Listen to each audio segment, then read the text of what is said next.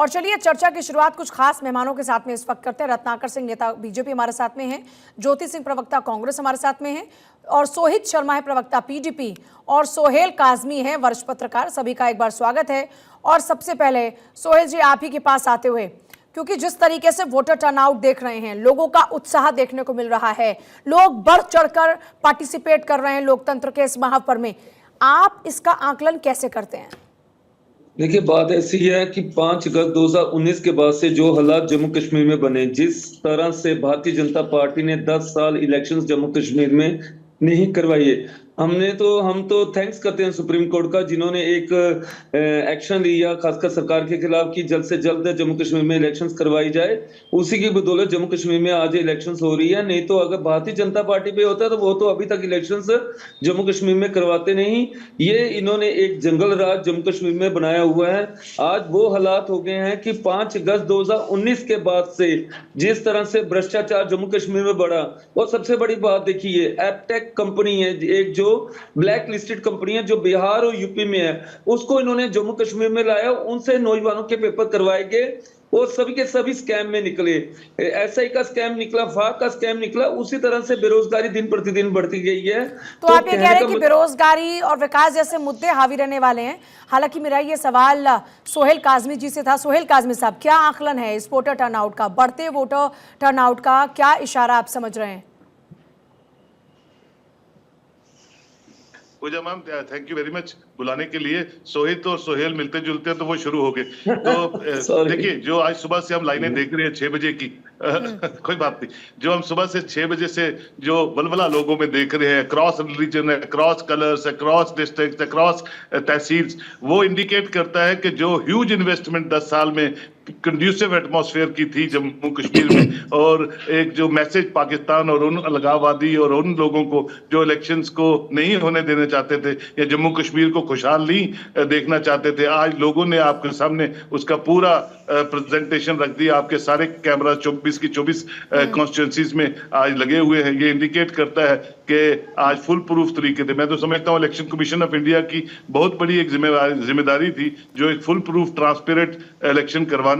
और किसी भी पार्टी, आज मैंने कल सुना कि नौशहरा में 2 गाड़ियां पकड़ी जिसमें शराब लेके जा रहे थे बीजेपी के लोग, और इसी तरह कुछ और पार्टीज के लोग, कहीं पैसा कहीं कुछ। तो फुल प्रूफ तरीके से इलेक्शन हो, जम्मू कश्मीर के लोग खुल के अपना वोट डाले, किसको डाले उनकी मर्जी है, किस तरह का सरकार यहाँ बनेगी वो 8 अक्टूबर को हम देखेंगे। लेकिन एक मैसेज अक्रॉस द वर्ल्ड चला गया कि जम्मू कश्मीर के लोग डेमोक्रेटिकल इंस्टीट्यूशंस को मजबूत करने के लिए पहले नंबर के दावेदार हैं, और सरकार किसकी बनती है, कैसे बनती है, वो बाद में देखेंगे। और यही जो चीज थी, ये हम वेट कर रहे थे पिछले 3 डिकेड से, जो हमने एक जनरेशन यहाँ खो दी, इररिपेयरेबल लॉस जो जम्मू कश्मीर ने देखा है, उसको पटरी पे लाने के लिए लोगों ने सबसे इंपॉर्टेंट अपना जो काम है वो किया है, अपना फर्ज अदा किया है, और वो आज पूरी दुनिया जो है देख रही है उसको। ठीक, मैं आप सभी के पास वापस लौटूं। मेरी पॉलिटिकल एडिटर इस वक्त जुड़ रही हैं, सीधे उनका एक बार रुख करते हुए अदिति नागर।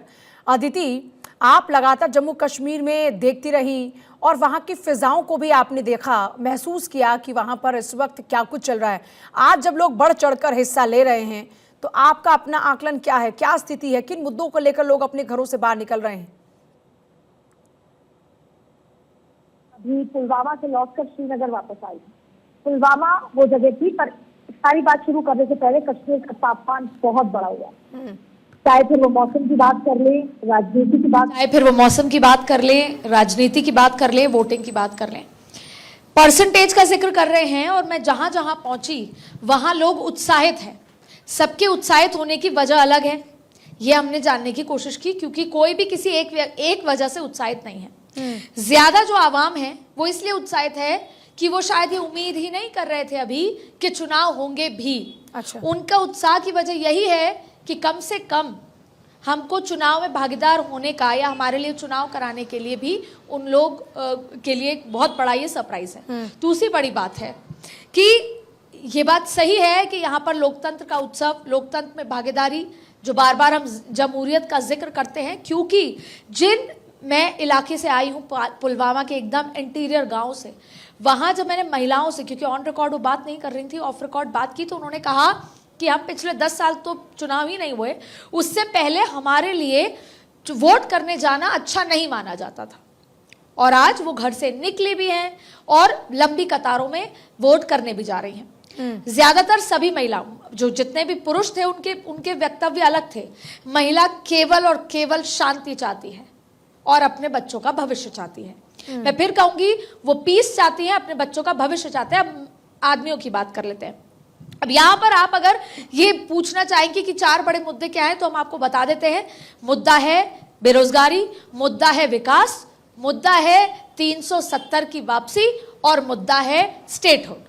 देखिए, यहां पर लोगों ने कुछ जो फैसले पिछले 10 सालों में हुए हैं उसका जिक्र करते हुए ये कहा कि पहले हमारे बच्चे केवल 2 दिन स्कूल जाते थे, अब हमारे बच्चे 5 से 6 दिन स्कूल जाते हैं।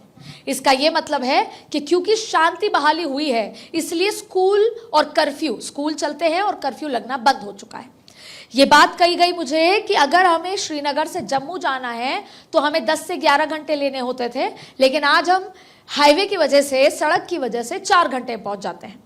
ये तमाम लंबी बातें कहते हुए ये कहा गया कि 370 का जो कुछ भी हुआ उसके बाद मिलिटेंसी कम हुई है, सेपरेटिस्ट का मूवमेंट कम हुआ है। लेकिन इन सारी बातों के बाद भी लोगों ने दबी जबान कहा कि हमें ऐसी हुकूमत चाहिए जो हमसे पूछकर, हमारे को मिलाकर, जैसे इंक्लूजन की पॉलिटिक्स चाहिए, इंक्लूजन की गवर्नेंस चाहिए। मतलब कोई थोपा हुआ फैसला ना हो, कहीं ना कहीं वो कुछ लोगों संदेश से देना पूछा जाए, लोगों को इन्वॉल्व किया जाए, फिर उनके लिए फैसले जाए, तो लोग वो चाहते हैं।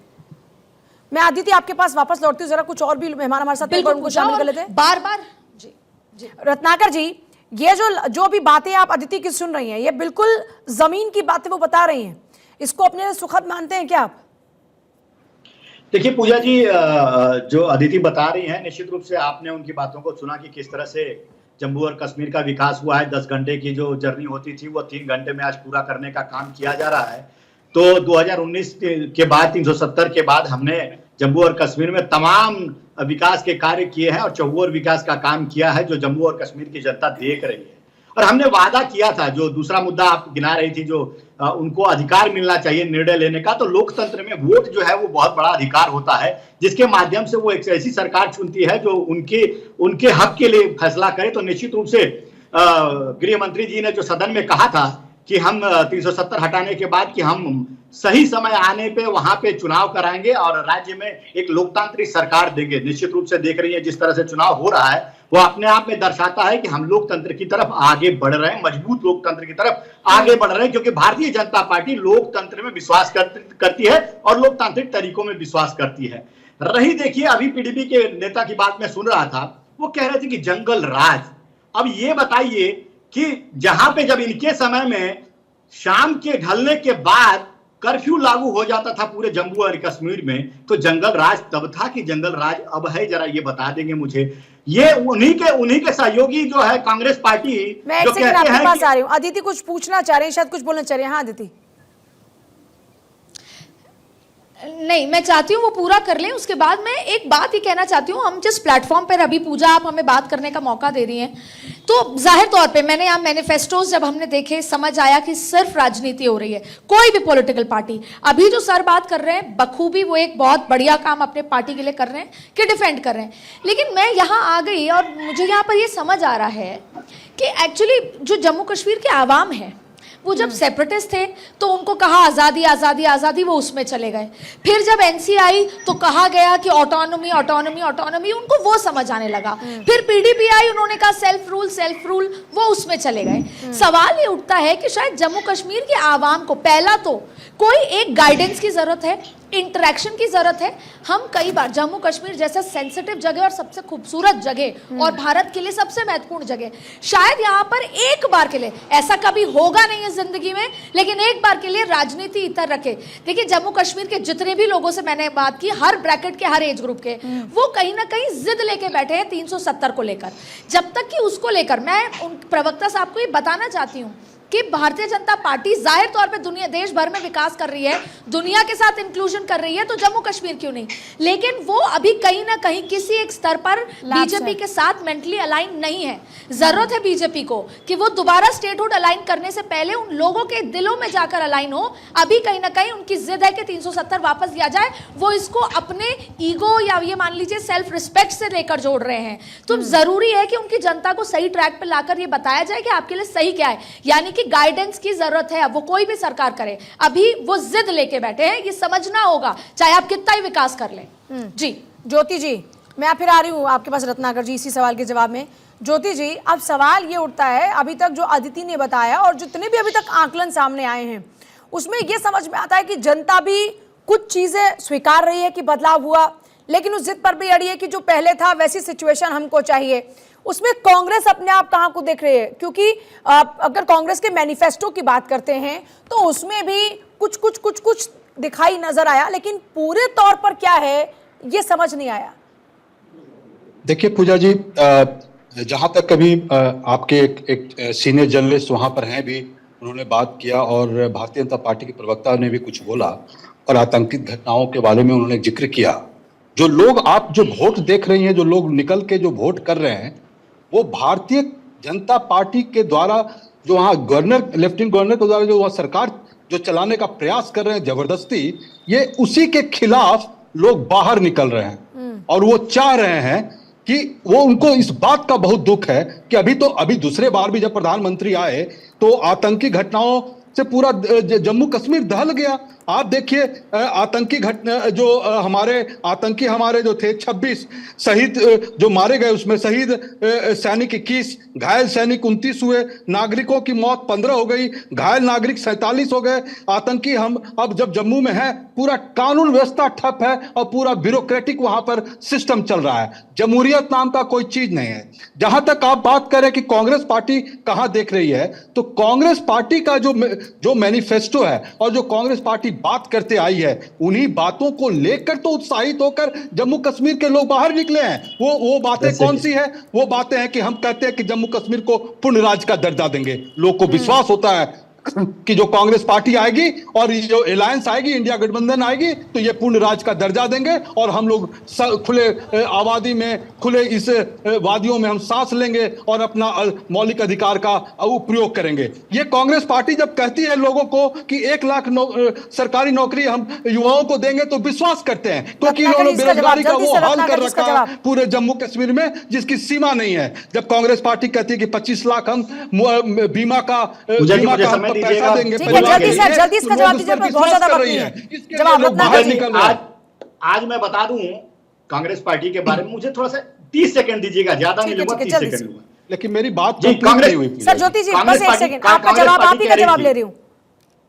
कांग्रेस पार्टी जो विकास के पैमाने गिना रही थी और अपने वादों को गिनाने का काम कर रही थी, मैं बता दूं कि पिछले 4 से 4.5 साल के दौरान इसी जम्मू कश्मीर की जीडीपी हमने 2 गुनी कर दी है और 2.5 लाख करोड़ की आज जम्मू कश्मीर की जीडीपी है। और जहां